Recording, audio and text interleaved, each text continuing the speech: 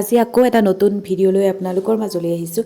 আজি মই দেখাম তেল পিঠাৰ প্ৰত্যেকটো ষ্টেপ কেনেকৈ বনায়। এইটো পিঠা বেলেগ বেলেগ জেগাত বেলেগ বেলেগ নামেৰেও কয়, ধূপ পিঠা, তেল পিঠা এনেকৈ কয়। মই চাউল তিয়াৰ পৰা বনোৱালৈকে সকলোখিনি দেখাম। যিকোনো ভাত খোৱা চাউল আপোনালোকে তিয়াই থ'ব পাৰে 40-45 মিনিটমান সময়। তাৰপিছত এনেকৈ টুকি ৰাখি মিক্সিত কমকৈ খুন্দি ল'ব। খুন্দি লৈ এনেকৈ চালি ৰাখিব। মাজতে আমাৰ ল'ৰাই আহি এইখিনি আমনি কৰিলেহি মোক। সি নটখট কৰি থৈ গুচি গ'ল। তাৰ পাছতে মোক মানুহজনে অকণমান সহায় কৰি দিলে, গুৰখিনি কাটি দিলে। গুৰখিনি কাটি হোৱাৰ পাছত মিহি মিহিকৈ এনেকৈ ভিডিঅ' দেখুওৱাৰ ধৰণে গুৰখিনি কাটি ল'ব। কাটি হোৱাৰ পিছত অকণমান গৰম পানী দি ৰাখিব। গৰম পানী দি ৰাখিলে গুৰখিনি সহজতেই গলি গুচি যায়। তেতিয়া হাতেৰে মোহাৰি মেলি থাকিব নালাগে, বহুত গোটা গোটা থাকে। আপোনালোকে যিসকলে বনাই ধৰিব পাৰে, গৰম পানী দি এনেকৈ অকণমান সময় ৰাখি থ'ব, গলি গুচি যাব গুৰখিনি ধুনীয়াকৈ। গলি গুচি যেতিয়া ঠাণ্ডা হ'ব, তাৰপাছত চেকনিখনেৰে চেকি দিব। তাত কেতিয়াবা গুৰত কেতিয়াবা লেতেৰা কিবাকিবি আহিব পাৰে, চেকনিৰে চেকি দিলে সেইখিনি ৰৈ যায়, নেযায়। কাৰণ কুঁহিয়াৰ পৰা বনোৱা হয়, কুঁহিয়াৰ আঁহ কেতিয়াবা থাকি যায়, সেইখিনি নেযায়। আৰু ধুনীয়াকৈ চেকি লোৱাৰ পাছতে যিখিনি আমি পিঠাগুড়ি ৰাখি থৈছিলোঁ, চাউলৰ গুড়িখিনি ৰাখি থৈছিলোঁ, খুন্দি থৈছিলোঁ, সেইখিনি কম কম পৰিমাণেৰে এটা কাপেৰে মই দি যাম। সেইটো কাপেৰে মোৰ প্ৰায় 1.5 কাপমানতকৈ অকণমান বেছি নে 1.5 কাপমান হয়। সেইখিনি মই কম কমকৈ দি মিহলি কৰি যাম, হাতাখনেৰে গুলি যাম। ভিডিঅ'ত দেখুওৱাৰ ধৰণে এনেকৈ গুলি যাম। গোটেইখিনি একেলগে নিদিওঁ, গুলিবলৈ বেয়া হৈ যায়, লাডু খাই যায়। সেইকাৰণে মই কম কমকৈ এনেকৈ দি ভিডিঅ'ত দেখুওৱাৰ ধৰণে মই এইখিনি দি গুলি ল'লোঁ। গোটেইখিনি গুলি ল'লোঁ।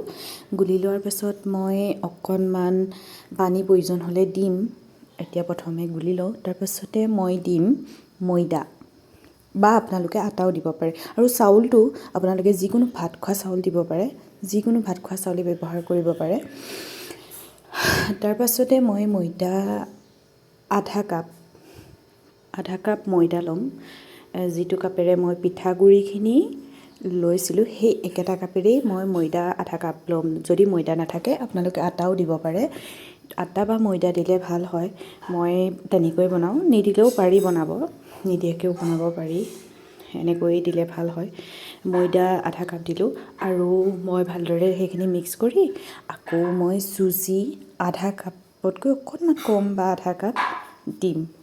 সেইখিনি দিয়াৰ পাছত আকৌ ভালদৰে মিক্স কৰি বেকিং পাউডাৰ দিম। বেকিং পাউডাৰ যিখিনি পৰিমাণৰ মই পিঠাগুড়ি আৰু চুজি ময়দা মই লৈছোঁ, সেইখিনি পৰিমাণত মই এচামুচ মই বেকিং পাউডাৰ দিম। চাহ চামুচেৰে এচামুচ বেকিং পাউডাৰ দিম। সেই চামুচেৰে এচামুচ দিলোঁ। সেইখিনি ভালদৰে আকৌ মিক্স কৰিম।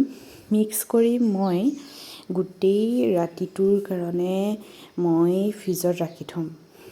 প্ৰয়োজন অনুসৰি পানী দিব, দি ফ্ৰিজত ৰাখি ভালদৰে ঘুটি ফ্ৰিজত ৰাখি থ'ব। ফ্ৰিজত ৰাখি পিছদিনাখনি বনাব। যদি লৰালৰি হয় তেতিয়া ফ্ৰিজত নাৰাখিলেও হয়, ভালদৰে ঘুটি মিলাই ল'ব। বস্তুখিনি ভালদৰে মিহলি কৰি ল'ব। বস্তুখিনি ভালদৰে যদি মিহলি নহয়, তেতিয়া ভালদৰে ফুলি নাহে। সেই তেনেকৈ অলপ সময় ভালদৰে ঘুটি লৈ মিহলি কৰি লৈ আপোনালোকে লগতো বনাব পাৰে, যদি ৰাতিটো ৰাখিব নিবিচাৰে। যদি ৰাতিটো ৰাখি থয় তেতিয়া ভাল হয়। মই এনেকৈয়ে ঢাকি ৰাখি ফ্ৰিজত ৰাতিটোৰ কাৰণে ৰাখি থ'লোঁ। আৰু ৰাতিপুৱা মই সেইখিনি ধুনীয়াকৈ বনাই গ'লোঁ। এতিয়া দেখিছোঁ অলপমান ডাঠ হৈ আছে। ফ্ৰিজত যিহেতু থৈ দিয়া থাকিলে চাউল হয় বা চুজি হয়, সেইখিনি ফুলি যায় ন বস্তুখিনি, সেইকাৰণে অলপ ডাঠ হৈ গ'ল। ডাঠ হৈ যোৱাৰ পাছত মই অলপমান পানী দিম। পানী প্ৰয়োজন হৈছে কাৰণ বহুতখিনি ডাঠ হৈছে। মই যিখন হাতেৰে পিঠা বনাম সেইখন হাতেৰে এহেতা দি চাম, যদি সেই হাতা হয় আৰু মই পানী নিদিওঁ, সেইখিনি হৈ যাব। প্ৰথমে এহেতা দি চাই লওঁ, যদি সেইখিনি হৈ যায় আৰু মই পানী নিদিওঁ, এতিয়া মই ভালদৰে পানীখিনি দি মিহলি কৰি লওঁ। এতিয়া এইখিনি হৈ গ'ল। এতিয়া কেৰাহীখন গৰম কৰি মই তেলখিনি গৰম কৰি ভালদৰে পিঠাটো দি এনেকৈ কাষৰ পৰা তেলটো এনেকৈ উঠাই দিব, তেতিয়া ধুনীয়াকৈ ফুলি আহে। চাওক কেনেকৈ ধুনীয়াকৈ ফুলি আহিছে। আপোনালোকে বনালে এনেকৈ ফুলি আহিব। এনেকৈ অকণমান যত্ন কৰিলেই ধুনীয়া হৈ আহে পিঠাটো।